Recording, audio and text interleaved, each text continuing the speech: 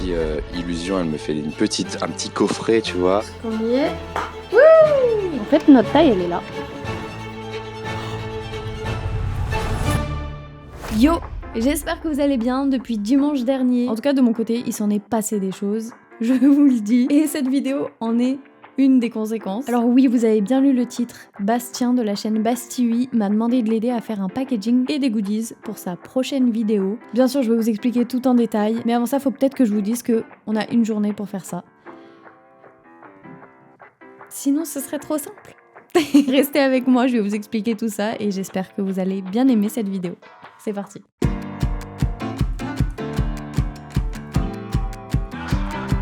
Avant toute chose, qui est Bastille? Pour ceux qui le connaissent pas, et j'en doute fortement parce que vous êtes une majorité de graphistes qui me suivent, Bastien est un streamer et youtubeur français qui parle de graphisme et plus particulièrement des interfaces UX UI. Je suis pas une pro dans ce domaine-là, mais en tout cas, il répond à beaucoup de questions que je me pose. En gros, tout part d'une idée originale de Antoine Daniel, qui est un youtubeur et streamer français, qui un jour dans son live a parlé d'un objet qui s'appellerait la French Totote et qui serait une sorte de vapoteuse totote pour les adultes. C'est juste, t'es devant ton PC, tu sais, tu joues à ton jeu, t'as ta totote, quoi. Tu crées une boîte avec une identité un peu bobo, t'appelles ça The French Totote. T'as ton interview sur Combini dans la semaine. Bastille s'est donc lancé dans la création de cette marque fictive et a fait appel à d'autres créateurs de contenu pour l'aider à créer que ce soit la 3D, les impressions 3D et même les packaging. Je m'étais dit, purée, si Illusion, elle me fait un petit coffret, tu vois, avec le logo dessus. C'est un petit coffret, tu sais, comme un bijou que tu ouvres, tu vois, avec la totote vape dedans. Si elle me fait, tu sais, un ticket de caisse, ça rendrait trop bien, tu sais, pour le packaging final. Si ça t'inspire, je peux t'envoyer déjà ce que j'ai créé comme site, comme logo et tout. Dans son brief, il me demande de partir sur quelque chose d'assez minimaliste et plutôt classe. On a un objet de luxe, donc on veut créer une boîte qui reflète l'identité de cette marque. J'ai commencé par lui faire des petits croquis déjà pour voir si on partait un peu sur les mêmes pistes. Donc dans l'idée, on va partir sur une boîte avec un rabat aimanté. On va avoir un compartiment pour la totote et des petits compartiments pour les pods. Les pods, c'est les saveurs qui vont venir se clipser justement sur la totote qui est l'objet principal. Notre objectif à nous, ça va être de créer une boîte sur mesure. On veut sentir que cette boîte, elle a été créée spécifiquement pour ce produit. C'est ça qui fait qu'on ressent que la boîte, elle est luxueuse. Et surtout, j'avais envie de la penser comme une boîte que les utilisateurs pourraient garder pour un usage quotidien et pas que comme packaging parce qu'ils viennent de l'acheter. J'avais envie que ça devienne un petit peu l'étui de cet objet. Donc, maintenant qu'on sait à quoi ça va ressembler, il va falloir qu'on aille faire du shopping parce que je n'ai pas tous les matériaux qu'il me faut. Et pour ça, je vais vous emmener dans l'un de mes endroits préférés au monde. J'ai nommé le Grand Cercle. En fait, il faut qu'on soit en adéquation avec le produit. Et c'est ça qui va être le plus compliqué.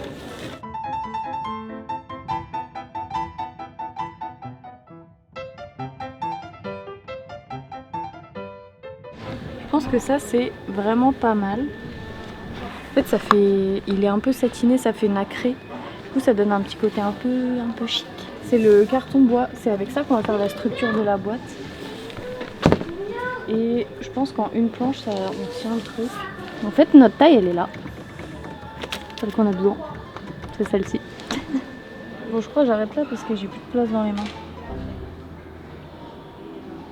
Mais peut-être il y a les petits aimants, encore plus petits. Je vais rester ici toute ma vie, je vais partir. Je vous avoue qu'on commence à rentrer dans le dur parce que, petit 1, ça va être tous les calculs et je suis une personne extrêmement pas logique. Petit 2, on va devoir prendre notre temps et ne pas se tromper parce que je ne suis pas infinie sur les matériaux. J'ai pris ce qu'il me fallait. Et je vous avoue que j'aurais dû prendre peut-être un peu plus pour éviter de revenir. Mais bref, on a deux choses à prendre en compte qui sont hyper importantes. Premier, c'est le fait que tout soit d'équerre, donc que tout soit à angle droit. Parce que si on a un décalage d'angle, après ça va pas fonctionner quoi, ça va pas faire une boîte, un volume. Une fois que j'ai tous mes cartons découpés, je vais venir les attacher avec du scotch bleu. C'est un scotch de peintre, scotch de masquage ou aussi appelé le tiro. C'est juste un scotch qui va me permettre de confectionner le volume et que ça tienne en place sans que je mette de la colle pour l'instant. On va avoir deux parties, une première avec la boîte et une deuxième avec le couvercle.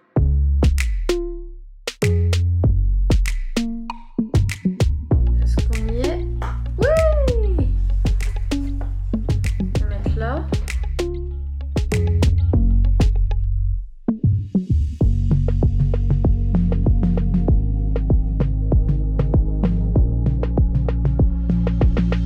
Je sais pas si vous le ressentez à travers la vidéo, mais à ce moment je suis plutôt sereine, et même si je suis très précautionneuse et que je prends beaucoup de temps, j'ai l'impression qu'en fait je dette ça un peu. Mais le karma est vite arrivé. Au moment où je suis prête à coller la boîte et à la finir, il est à peu près 4h de l'après-midi, et je me rends compte que en fait je force un petit peu trop l'ouverture de la boîte, et je vous laisse avec la vidéo.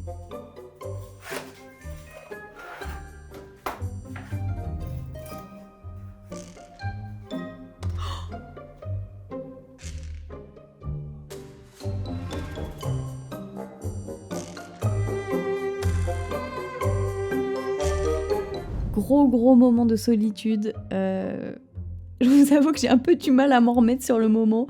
Je suis plutôt deg parce que j'ai plus de papier, donc impossible de refaire la boîte. En fait, je suis en train de m'imaginer toutes les possibilités pour me dire que je vais pouvoir le réparer, sauf que, à part tout recommencer, il n'y a pas vraiment d'autres possibilités. Heureusement, j'ai un sauveur dans l'appartement qui va vite me chercher du papier pendant que je peux avancer sur le reste. Mais rappelez-vous, le temps est compté, donc on n'a pas d'autre choix. Je suis obligée de me dire, vas-y, continue. De toute façon, Bastien attend que tu lui envoies cette boîte. Tu peux pas le décevoir. Je me mets sur des choses un petit peu plus simples où je sais que je vais pouvoir avancer tranquillement. Par ça, j'entends commencer à découper des stickers parce qu'on va avoir le logo que j'avais envie de faire à la Cricut et intégrer sur la boîte et sur le sac de transport. Je réfléchis aussi à la manière dont je pourrais créer cette carte de remerciement. Et je me mets aussi par la même occasion sur le ticket de caisse. D'ailleurs, j'ai utilisé notre petite imprimante de la dernière fois. Elle est trop bien pour faire des tickets de caisse. Ça m'a permis de respirer un coup et de me détendre un peu. Et dès que j'ai eu le papier, je me suis remise à fond sur cette couverture.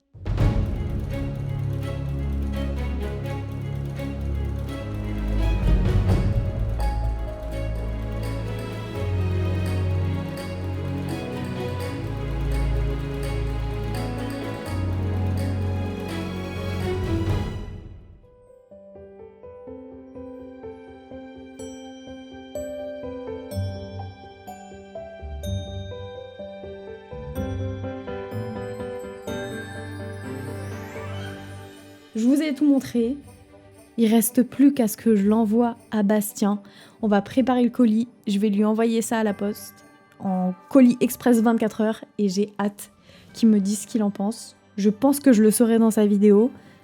Parce que si vous me voyez pas dans sa vidéo, c'est que j'ai été coupée au montage. Bref, je vous invite à aller voir la vidéo complète sur sa chaîne. Il montre toutes les étapes de la création de la marque. Et encore une fois, merci Bastien de m'avoir fait confiance pour la création du packaging. C'était une trop chouette expérience. Je vous avoue que je me suis mis une sacrée pression parce que j'avais pas envie de faire quelque chose dont je serais déçue. Et étant donné qu'on n'avait pas énormément de temps, c'était un bon challenge. J'ai appris à faire du cartonnage. C'était la première fois que je faisais ça. Et même si j'ai l'habitude de faire de la reliure et que ça ressemble un petit peu, c'était quand même plutôt compliqué. Je suis trop contente. J'espère que ce premier feat sur YouTube va vous plaire. Dites-moi dans les commentaires si c'est le cas. Et on se retrouve dimanche prochain pour une nouvelle vidéo. Ciao!